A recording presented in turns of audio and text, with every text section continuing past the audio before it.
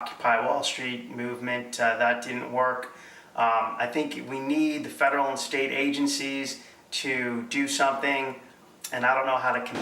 You're not really only. Listen, my children, and you shall hear of these guys did. Welcome. Welcome. Taking off my hat for you, ladies and gentlemen. Thank you for tuning in to Take Back America. If you've ever had a friend who had mortgage problems, you couldn't figure it out and the attorneys wouldn't help you, you're not alone. I've said more than 3-4 years ago, if Congress really represented the people, if your county supervisors represented the people, the county supervisors would investigate their own fraudulent recording of property titles in the county. They won't do it. Marie McDonald, who I interview, was paid to review them up in, I think it was Seattle, Washington. She did her job, reported that the records were all fraudulent, filled with fraudulent recordings, fraudulent assignments. They thanked her and said, "Thank you, go away, we're going to do nothing about it." Because it would upset the bankers if we did something about it. So nothing was done, but Santa Barbara County supervisors ought to have Marie McDonald or somebody like Marie McDonald do an audit. I'll just say the one period, 1 or 2 months, audit everything that's recorded for land property titles and see if there isn't fraud by the bank gangsters like Wells Fargo, B of A, and you'll remember I had Candace Jones, who worked at the corporate high level of B of A, saying they're all fraudulent. And Candace Jones opposed. First off, I'm a retired banker. I'm not proud to say that today. Can you hear me? I'm not proud to say that today. I was for years, up until the 90s, since I started in the 70s. And I personally have read the National Mortgage Settlement. I could know that it was only suggested that they do modification for these people. Now, first off, I don't believe in these modifications because it's modifying fraud, just as Renee said. These documents are fraudulent in everything I've seen.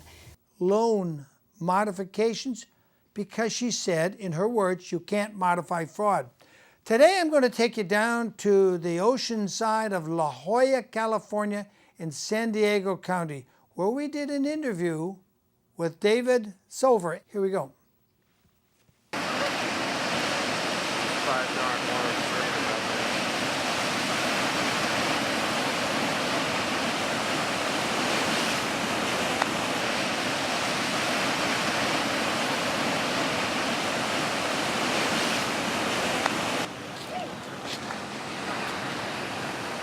Waves are good. That's a good surf right now.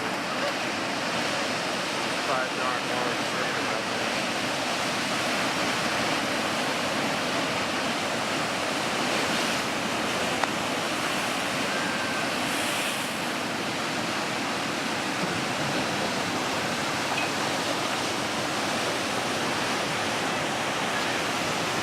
Okay, let's go do the interview. Are you ready? I am. William Wagener here in La Jolla, California. We're with David Sutter, who's got something to say. I think you should hear it. Hello, William. My name's Dave Soffer, and it started when Congress voted against the banker bailout, but the Treasury Department went ahead after the '08 financial crisis and bailed out the banks anyway, even though Congress voted against it. Nothing happened to the head of the Treasury Department or anyone else. Our federal government just allowed this. As far as I'm concerned, that was treason. And because people were rioting, because the banks turned right around and foreclosed on homes by committing fraud, the Treasury Department then designed these loan modification programs, which in fact were just a really egregious illegal method of debt collection designed to allow the banks to squeeze as much money out of people by stringing them along with trial payments for a loan modification the banks had no intentions on ever giving them. I sued Chase over this, as did the federal government. That was known as the National Mortgage Settlement. 5 of the biggest banks settled the case with the federal government for, I believe it was $26 billion. I actually had a retainer agreement with a lawyer to represent me. She refused to sue Chase, so I had to go ahead and do it on my own and represent myself. I sued Chase and another mortgage servicer called Select Portfolio Servicing for the same things. I actually sued for fraud, oppression, and malice, which there's no limit to how much a jury can award when you prove that. I proved it to the letter of the law. I filed over 300 documents with my complaint, but because I represented myself, Chase just simply hired crooked lawyers who corrupted the judge and clerks of the court. And then they dismissed the case without there even being a hearing, which was in violation of my civil rights. And then committed felonies by removing documents from the case file to cover it up. In fact, they had to shut down the whole website for the court to do that. And that should have raised someone's attention, but it didn't. And then the lead attorney for Chase actually wasn't willing to go along with that, so they had to switch the case back from dismissed to pending again. And that's really when it became a kangaroo court, because the same judge and clerks who had done this still presided over the case. So I could not get a fair hearing no matter what I did. And in fact, I was attending my hearings by phone using something called court call. It was teleconferences. So when I spoke out against the judge and clerks for violating my civil rights and committing felonies to cover it up, well, they didn't like that much, so they deprived me of my right to free speech repeatedly. The judge wouldn't give me an opportunity to speak on most occasions. On other occasions, he simply hung up the phone before I was done speaking. And then the day before a hearing, 2 sheriff deputies showed up at my home banging on my door. And when I went to my window and asked them what they wanted, they said they had a warrant for my arrest. I couldn't believe it. I said, for what? They wouldn't tell me. And they said if I didn't come outside, they would break down my door. And that's what they started to do. So I called 911. I told the 911 operator everything that had happened. And she sent a couple of police officers who came running. The deputies were still there, but they let them go. I had witnesses and everything. They let them go. And so the case proceeded in that direction. I actually called Internal Affairs and spoke with the sergeant in charge of those deputies, but she would not investigate. She wouldn't do anything.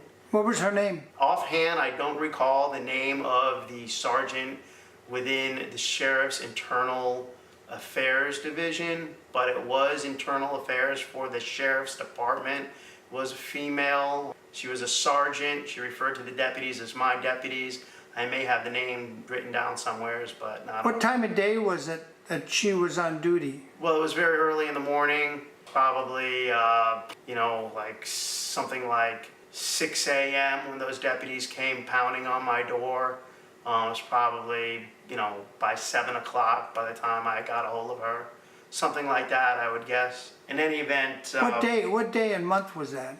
Offhand, I really couldn't say. I'd have to look at the case. I could pin it down. If I looked at the case, I could figure that out. I sued Chase in May of 2014, so the case was dismissed on October the 9th, 2014, without there being a hearing, so it would be sometime after that. In fact, if you go on the court's website and look up the case, you'll still see under ROA number 40, it still says the case was dismissed against Chase. But of course, you'll see that the case went on for a year after that. So the evidence is still there. I've also posted all the evidence online to prove that the clerks just rubber stamped documents without a signature on October the 9th and then committed felonies by striking entries without a court order and removing these documents from the case file. Post that all on a website called chasesucks.com. All you have to do is Google Soffer versus Chase and click on the first link that comes up for that. Let's see what else. I called the FBI and I told them, I wanted to report on public corruption, and the FBI told me flat out, we're not interested. That's exactly what they told me. I had all this evidence and they just simply said, we're not interested. I also contacted the Department of Justice and I got no response. Like I said, Internal Affairs. You see, you have to understand something. The police, the prosecutors, the lawyers, the judges, they all cover up for each other. They have to, because if they don't, then all the others will turn against that person. So, this corrupt establishment is really the majority. So if the minority, if anyone in the minority were to go against the corrupt establishment, they'll all turn against that person. I think that's what we're seeing right now with the federal government. You can't drain the swamp when all the pumps are broken. And I think that's what we're seeing right now. We have a new Attorney General of the United States, but he's not prosecuting the former United States Attorney General or the FBI Director for covering up for Hillary Clinton. He's certainly not prosecuting her. Like I said, this is the problem, is that these people all cover up for each other. This extends to all oversight, state and local bar, the Judicial Commission. In fact, the California Coalition for Families and Children sued basically the whole system. I mean, they named judges, they named the courts as municipalities, they named everyone. And they filed a federal lawsuit for racketeering. And I believe I know the initial case was dismissed. I believe the appeal was dismissed as well. So, you cannot, there's nothing you can legally do. You can't hold these people liable when you have to go through a corrupt system to do it. It's just impossible. There's really nothing anyone can legally do. Everyone's tried everything. You see people are killing cops. It's terrible. And people are taking the law into their own hands, and that doesn't work. So really fail to see, what anyone can do next. It's really seems like the corrupt establishment would rather let people take the law into their own hands than to corrupt establishment, corrupt establishment, corrupt establishment, corrupt establishment.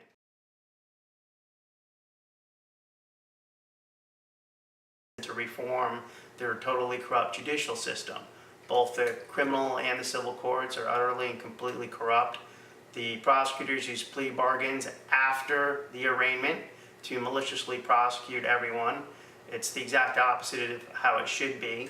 If prosecutors could not use plea bargains after the arraignment, it would force prosecutors to offer people a punishment that actually fits the crime right at their arraignment, so people would have an incentive to plead guilty right then and there at their arraignment. Otherwise, it would have to go to trial, and if convicted, they could receive the maximum sentence. And that's not how our system works. They maliciously prosecute every single person, and the only difference is they wind up with a much worse plea bargain than they would otherwise. If this was not the case, then they would not be able to do this, and we would save a ton of money with all the resources and money that they spend prosecuting every single case. With the money saved, they could take the public defenders, move them over to the civil courts where they belong, and let people just pick their own lawyer. The government could still pay for it, but they don't want that. They want to be able to use the system to silence whistleblowers and anyone else who they want. So I also got into a lawsuit with my homeowners association, and that court case was held in the courtroom directly next door to the one where I sued Chase. Since nothing happened to the judge or the clerks, they did the same thing to me in that case. I actually won that case. The judge ruled in my favor, but because I represented myself, the attorney just went ahead and the clerks went ahead and scheduled a motion to put a judgment against me even though the case was over. The judge awarded my HOA 0.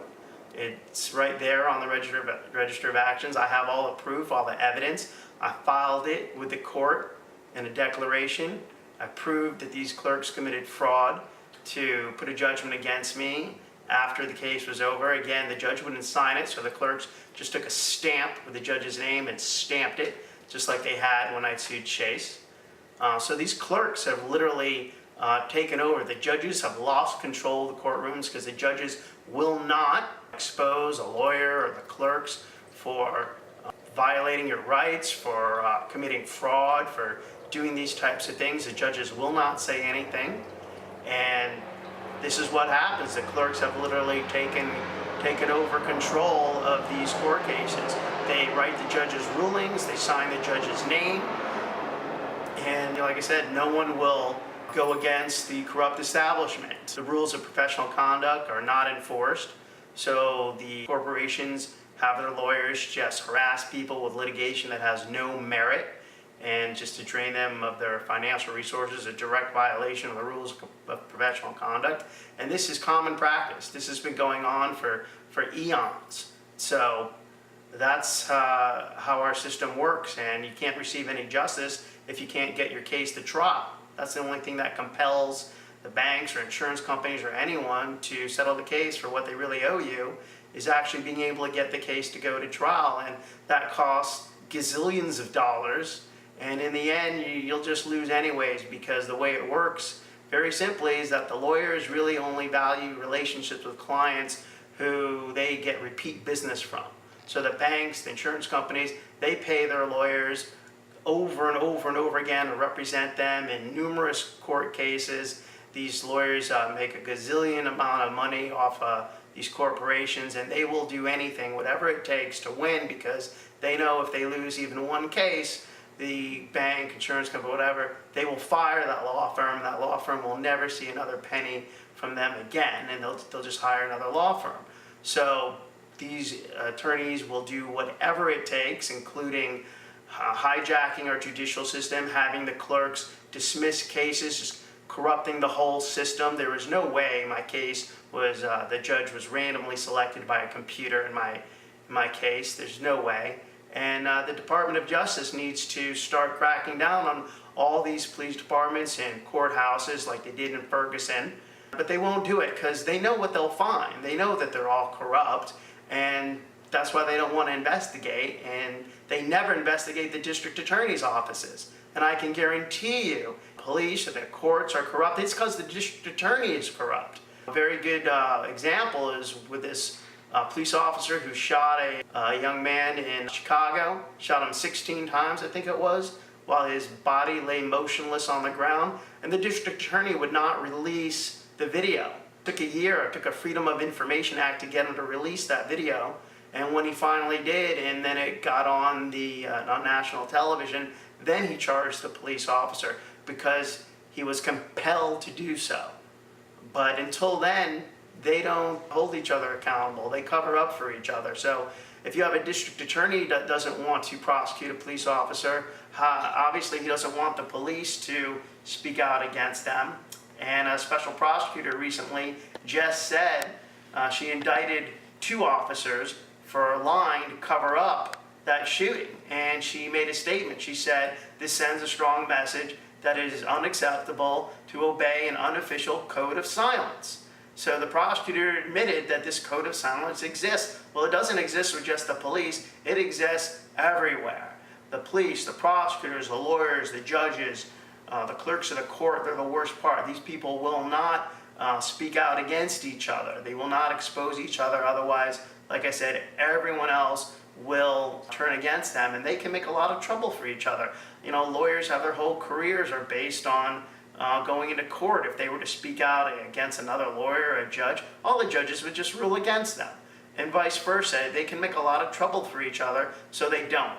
They let each other get away with whatever they want. They have a lot more to gain by working together than against each other.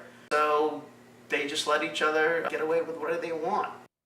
Okay, David, in closing, what do you want people to take away, understand what happened to you, and what should they do about it, if anything?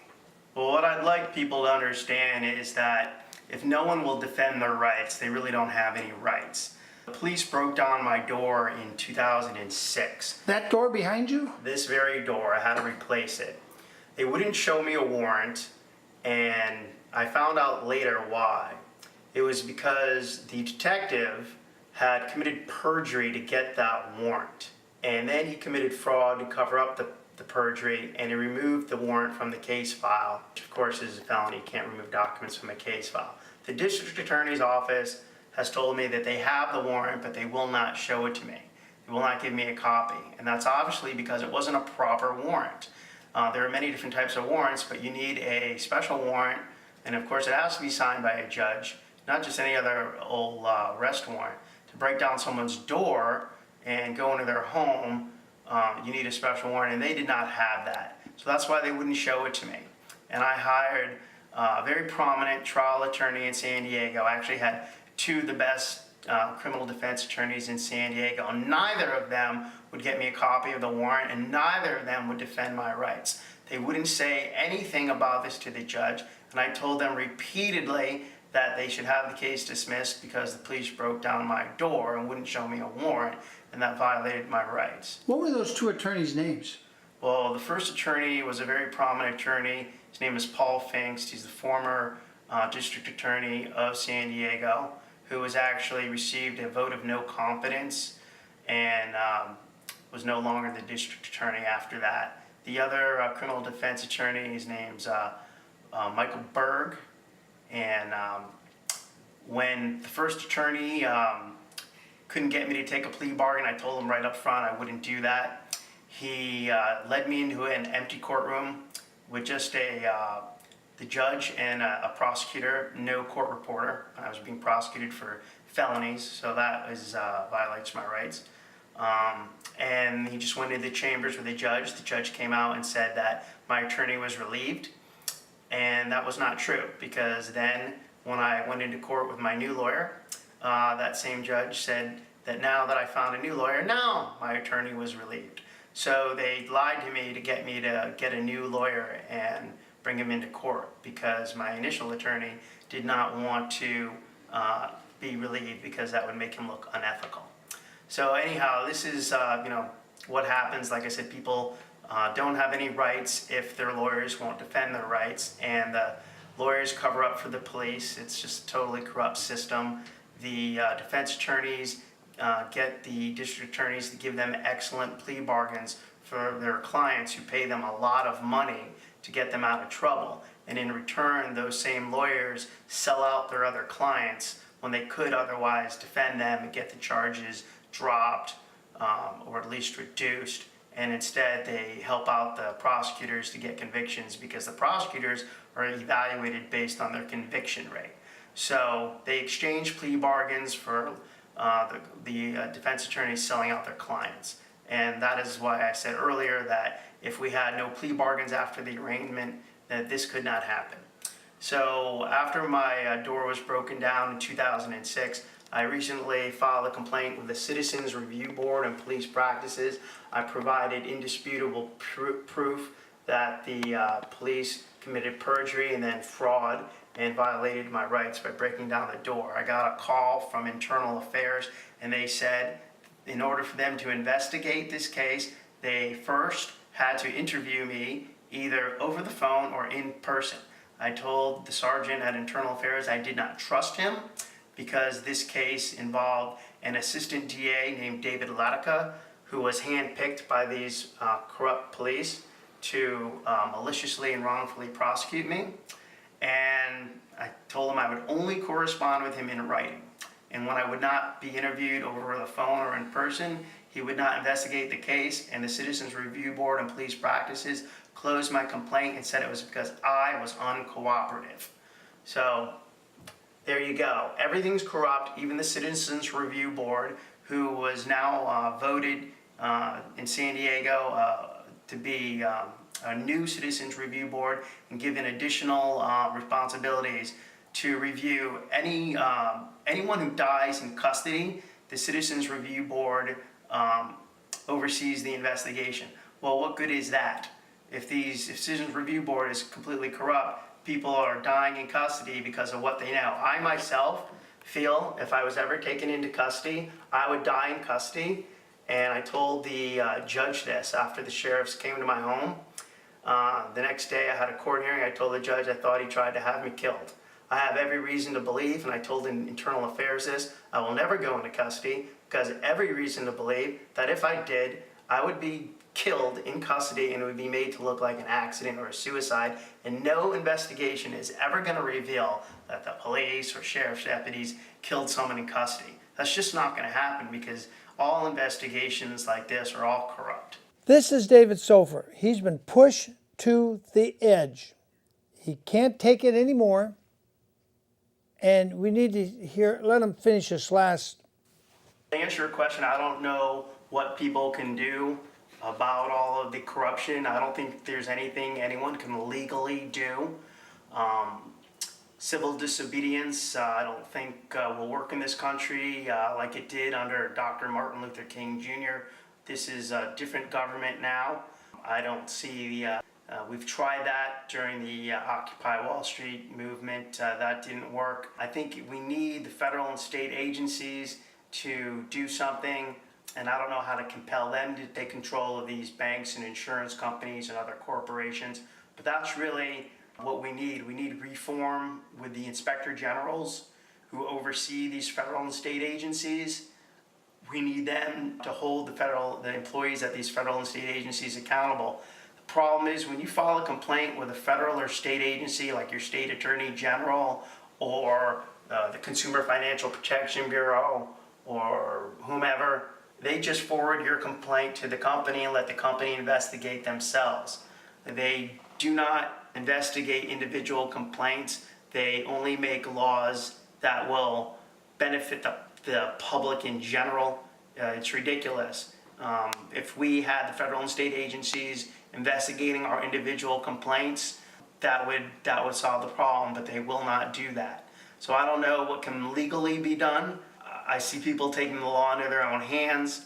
I believe we're living under tyranny. I see people killing innocent police officers because every time the police are criminally prosecuted, they are never convicted. I believe the clerks of the court are literally rigging the juries. I believe they're planting people on the juries to vote not guilty because no one in law enforcement will take any action against these clerks or the judges or whoever it is that works in these courthouses. All the oversight is corrupt. So there's nothing to stop them from doing that. And to me, I think that really sure does explain a lot. So What do you think about Scalia's solution, the grand jury of we the people?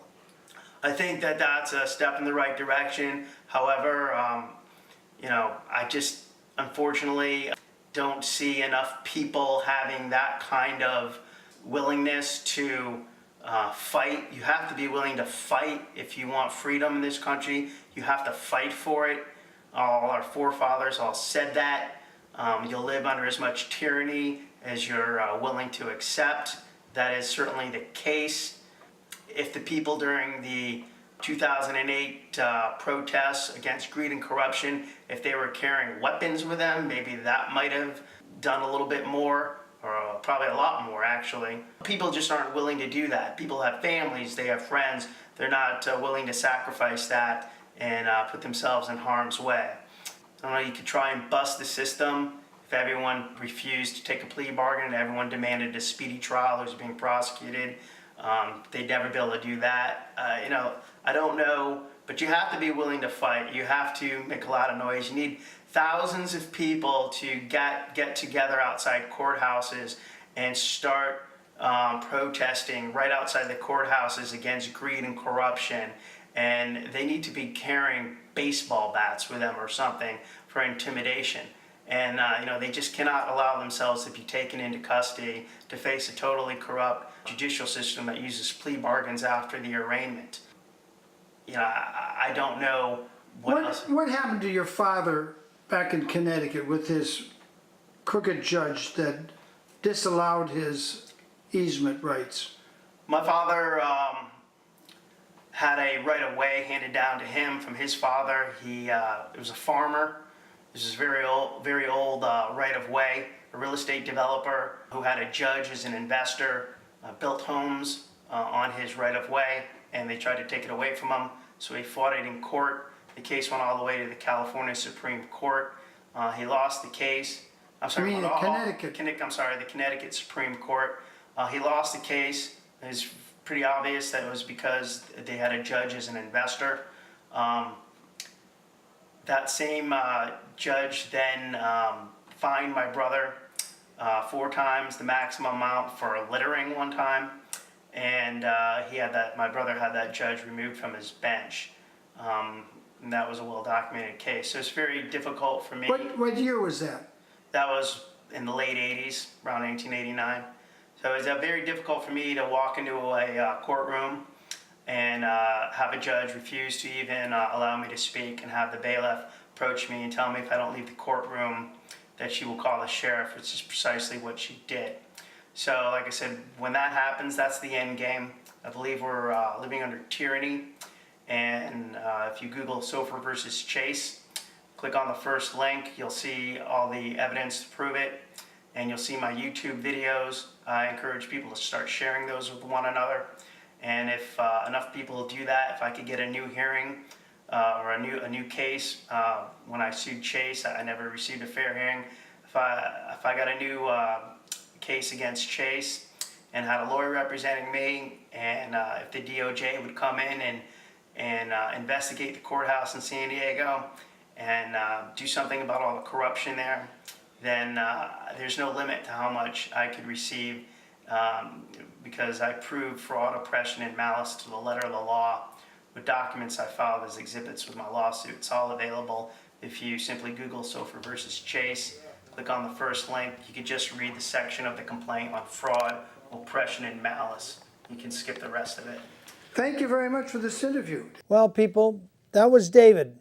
In front of the door, he had to replace because 2 cops came and kicked in his door. And he, as you heard him say, they ain't going to get away with it a second time. He'd rather die at his doorstep. Let the bank with their fraudulent documents take anything more from them.